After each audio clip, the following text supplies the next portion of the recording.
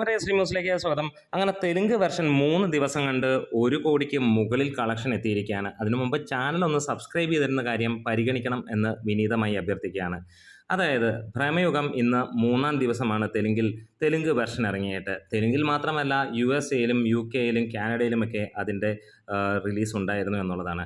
ഇവിടെ തെലുങ്കിൽ നിന്ന് മാത്രമായി ആദ്യ ദിനം നേടിയിരുന്നത് 50 ലക്ഷം രൂപയായിരുന്നെങ്കിൽ 2-ാം ദിവസം ഏകദേശം അതേ റേഞ്ചിൽ തന്നെയാണ് സിനിമയ്ക്ക് വന്നിരിക്കുന്നത്. ഇതുവരെ 3-ാം ദിവസത്തെ കണക്കുകൾ സൂചിപ്പിക്കുന്നത് 1,25 ലക്ഷത്തോളം രൂപയാണ് ഇതുവരെ സിനിമയ്ക്ക് ലഭിച്ചിരുന്നത്. ഇന്ന് വൈകുന്നേരത്തോടെ ഒരുപക്ഷെ അതിന് മുകളിലേക്ക് പോകും എന്നുള്ളത് തന്നെയാണ് അറിവ്.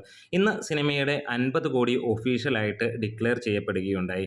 വേൾഡ് വൈഡ് ആയിട്ട് സിനിമ ആ റേഞ്ചിൽ നിൽക്കുകയാണ്. കേരളത്തിന് പുറത്തു നിന്ന് മാത്രമായി 33 കോടിയോളമാണ് സിനിമ ഇന്ന് വരെ നേടിയിരിക്കുന്നത്. കേരളത്തിൽ നിന്ന് 20 കോടിക്ക് മുകളിലേക്ക് ഇന്നത്തെ ദിവസത്തെ കളക്ഷൻ കൊണ്ട് എത്തുമെന്നുള്ളതാണ്. ഇതുവരെയുള്ള കേരള കളക്ഷൻ ഇന്നൊരു സൂപ്പർ സൺഡേ ആയി മാറുകയാണ് ഈ സിനിമയെ സംബന്ധിച്ചിടത്തോളം. കേരളത്തിൽ മികച്ച രീതിയിലുള്ള ബുക്കിംഗാണ്. ഒട്ടുമിക്ക ഷോസും ഹൗസ്ഫുള്ളായി പോകുന്നു.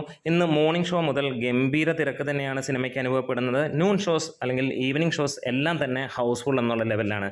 വലിയ രീതിയിലുള്ള ഒരു ജനത്തിരക്ക് തന്നെയാണ് ഇന്ന് കേരള തിയേറ്ററുകളിൽ മുഴുവൻ നിൽക്കുന്നത്. പ്രേമലു, അതേപോലെ തന്നെ ഭ്രമയുഗം, മഞ്ഞുമൽ ബോയ്സ്, ഈ 3 സിനിമകൾ നിറഞ്ഞാടുക തന്നെയാണ് ചെയ്യുന്നത്.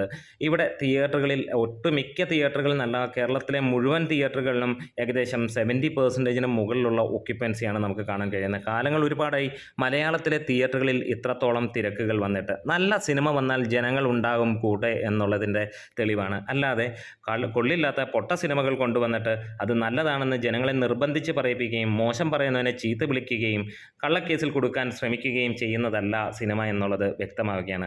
നല്ല സിനിമകൾ 5 സിനിമകൾ ഇവിടെ ഇറങ്ങുമ്പോൾ 5 സിനിമയും വിജയിക്കുന്ന ഒരു കാര്യം നമുക്കിവിടെ കാണാൻ കഴിയുന്നു. ഇനി ട്രാക്കേഴ്സിന് അല്ലെങ്കിൽ ഡീഗ്രേഡേഴ്സിനെ കുറിച്ച് പറയുകയാണെങ്കിൽ ഇപ്പോൾ അവർ പുതിയ തന്ത്രങ്ങളുമായാണ് ഭ്രമയുഗത്തിനെതിരെ ഇറങ്ങിയിരിക്കുന്നത്. നമുക്കറിയാം മമ്മൂട്ടി മോഹൻലാൽ സിനിമകളെ മാത്രമേ അങ്ങനെ ടാർഗറ്റ് ചെയ്യാറുള്ളൂ എന്നുള്ളൊരു കാര്യം. ഇവിടെ അവർ ഇപ്പോൾ ഇതിൻ്റെ കളക്ഷൻ 50 കോടി കഴിഞ്ഞപ്പോൾ പുതിയ തന്ത്രവുമായി വന്നിരിക്കുന്നു. അതിൻ്റെ കോസ്റ്റ്, അതായത് പ്രൊഡക്ഷൻ കോസ്റ്റിനെ കുറിച്ചുള്ള കാര്യം 27 കോടിയാണെന്ന് നമുക്ക് എല്ലാവർക്കും ഇതിൻ്റെ പ്രൊഡ്യൂസർ പറഞ്ഞതാണ്. അതുകൊണ്ട് തന്നെ ഈ സിനിമ കേരളത്തിൽ വിജയിക്കണമെങ്കിൽ ഏകദേശം 50 കോടിയോളം ലഭിച്ചാലേ നടക്കുള്ളൂ. അത് നമുക്ക് എല്ലാവർക്കും അറിയാവുന്ന കാര്യമാണ്. പക്ഷേ ബിസിനസ് അടക്കം സിനിമ ഇപ്പോൾ തന്നെ 100 കോടിയിലേക്ക് എത്തിയിരിക്കുന്നു എന്നുള്ളൊരു കാര്യം എല്ലാവർക്കും പകൽ പോലെ വ്യക്തവുമാണ്. കേരളത്തിൽ നിന്ന് ഒരുപക്ഷെ ഈ സിനിമ ഒരു 35 കോടി വരെയൊക്കെ എത്തുമായിരിക്കാം. അതിന് മുകളിലേക്ക് എത്താൻ ചാൻസുകൾ കുറവാണ്. ഒരുപക്ഷെ അത്ഭുതങ്ങൾ സംഭവിക്കുകയാണെങ്കിൽ അതിന് മുകളിലേക്കും പോകാം.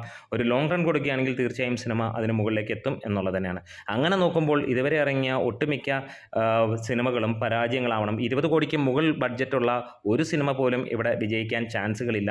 വളരെ റെയറായിട്ടുള്ള 5-6 സിനിമകളായിരിക്കും വിജയിച്ചിട്ടുള്ളത് എന്നുള്ളതാണ്. അതൊക്കെ ട്രാക്കേഴ്സിന് ഡീഗ്രേഡേഴ്സിന് വിട്ടുകൊടുക്കുന്നു. അവർ ഡീഗ്രേഡ് ചെയ്തോട്ടെ.